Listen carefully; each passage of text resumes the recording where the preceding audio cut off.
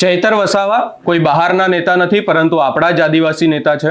આવા શબ્દો હવે ચૈતર વસાવાના સમર્થકો દ્વારા સંગ્રામસિંહ રાઠવાને કહેવામાં આવ્યા છે.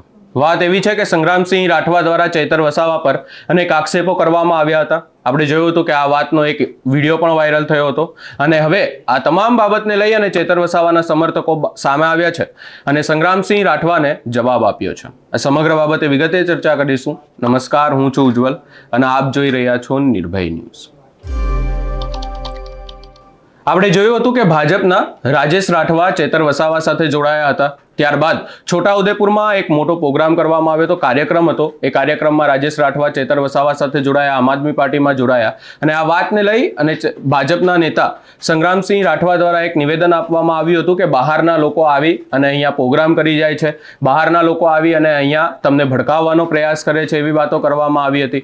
અહીંયા વધુમાં તેમના દ્વારા ક્યાંક ને ક્યાંક ચૈતર વસાવા પર પણ આકરા પ્રહાર કરાયા હતા. આમ આદમી પાર્ટી વિશે કહેવામાં આવ્યું હતું. આ તમામ બાબતોનો હવે ચૈતર વસાવાના સમર્થકો દ્વારા જવાબ આપવામાં આવ્યો છે અને કહેવામાં આવ્યું છે કે ચૈતર વસાવા કોઈ બહારના નેતા નથી.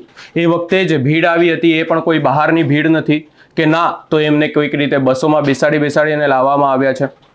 અહીંયા સ્પષ્ટ કહેવામાં આવ્યું છે કે આ બધા સ્વયંભૂ ભીડ હતી, ચૈતર વસાવાના સમર્થકો હતા, એવી વાત કરવામાં આવી છે.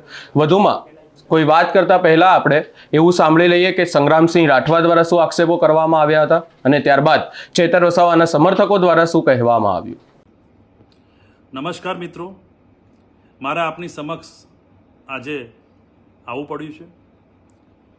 સૌથી મોટું કારણ કે મારા પુનિયાવાડની જનતા, મારા છોટાઉદેપુર તાલુકાની જનતા અને મારા ગામના લોકોએ મને ફોન કરીને બહુ આગ્રહ કર્યો કે સાહેબ, તમે એક સાચા માણસ છો, આ બહારના લોકો અમારે ત્યાં આવીને આ પ્રોગ્રામ કર્યો એટલે અમે તમારા ઉપર આશા રાખીને બેઠા છે.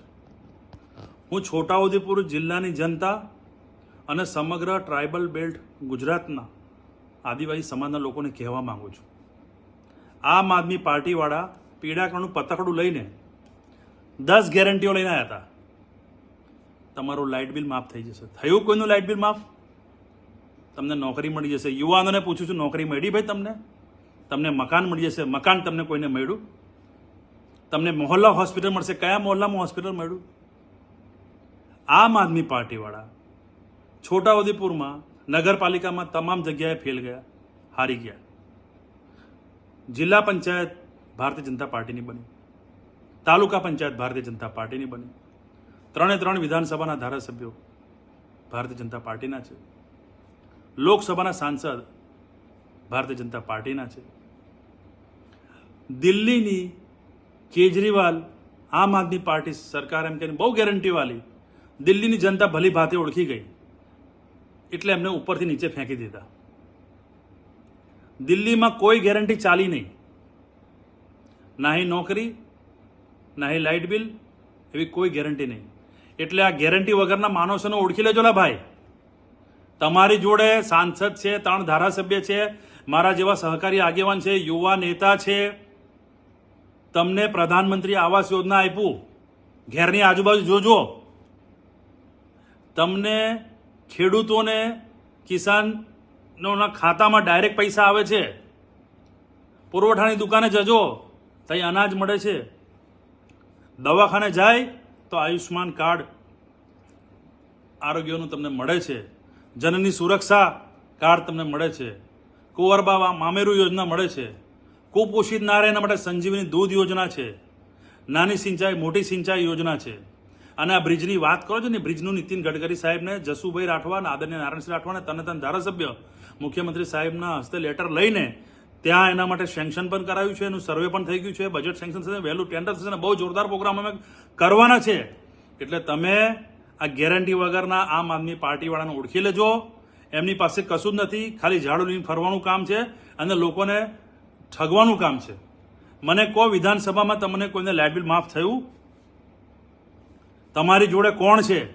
તમારી જોડે જસુભાઈ રાઠવા સાંસદ છે, 3 ધારાસભ્યો છે, જિલ્લા પંચાયતના પ્રમુખ છે, તાલુકા પંચાયતના પ્રમુખો છે, તાલુકા પંચાયતની બોડી છે, સહકારી આગેવાનો છે. આવી તમામ તમારા જોડે 24 કલાક ઊભા રહેવાવાળા ભારતીય જનતા પાર્ટીના કાર્યકરો નેતાઓ છે. પ્રધાનમંત્રી નરેન્દ્ર મોદીજીએ આપણા સૌના લોકોની ચિંતા કરી છે. અને હું આપને કહું છું, એક આદિવાસી નેતા તરીકે, આદરણીય અટલ બિહારી વાજપેયી હતા ત્યારે આદિવાસી મંત્રાલય તેમને બનાવ્યું હતું. આદરણીય નરેશ પટેલે આદિવાસી સમાજ, રાઠવા સમાજ માટે, જાતિના દાખલા અંગેના પ્રશ્ન માટે તેઓએ બહુ સારી રીતે સાંભળ્યા અને સારી રીતે એના માટે પ્રયાસ કર્યો. એટલે આમ આદમી પાર્ટીવાળાની ગેરંટી વિધાનસભા, તાલુકા, જિલ્લા, નગરપાલિકામાં ફેલ ગઈ છે. તમે મહેરબાની કરીને ઠગાતા નહીં.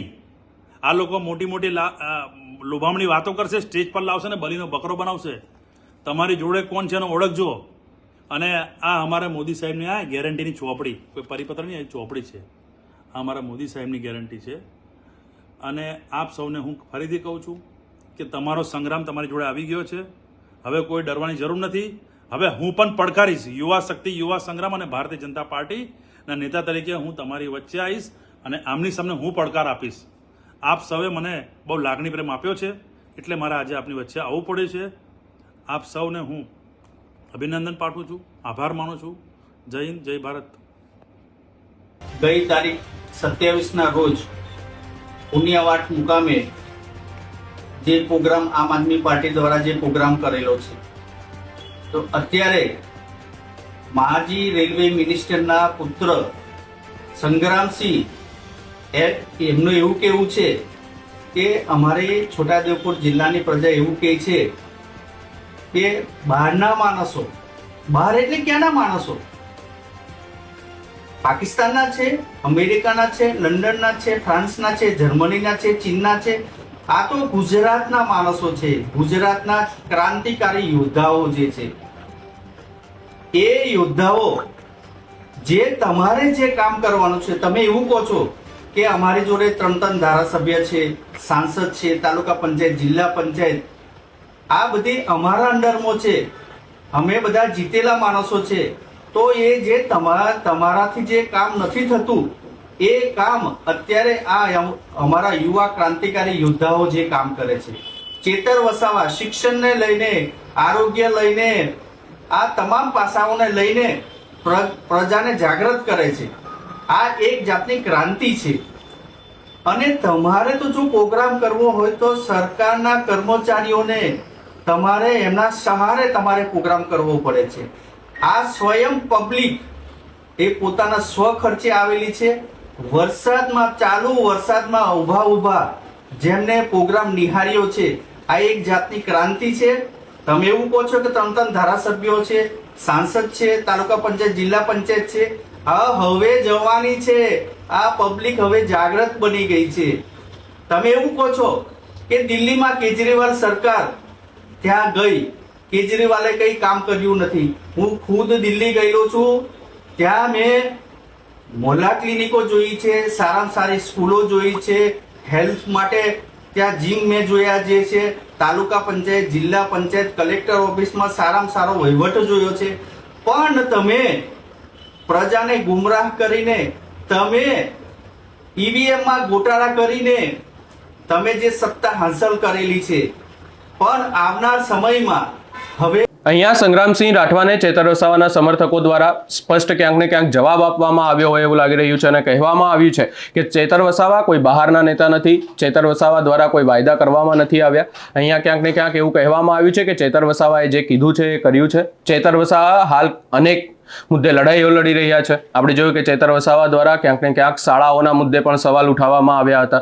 જૂના રાજગામમાં રોડ રસ્તાને લઈને પણ અનેક સવાલો ઊભા કરવામાં આવ્યા હતા. એટલે ક્યાંક ને ક્યાંક હવે આ તમામ બાબતની વચ્ચે છોટાઉદેપુરનું રાજકારણ ગરમાયું છે અને હવે ચેતર વસાવાના સમર્થકો અને ભાજપના નેતાઓ વચ્ચે ક્યાંક ને ક્યાંક હવે આમને સામને બોલાબાલી જેવું લાગી રહ્યું છે. આ સમગ્ર બાબતે આપનો શું અભિપ્રાય છે અમને કમેન્ટ કરી જરૂર જણાવશો.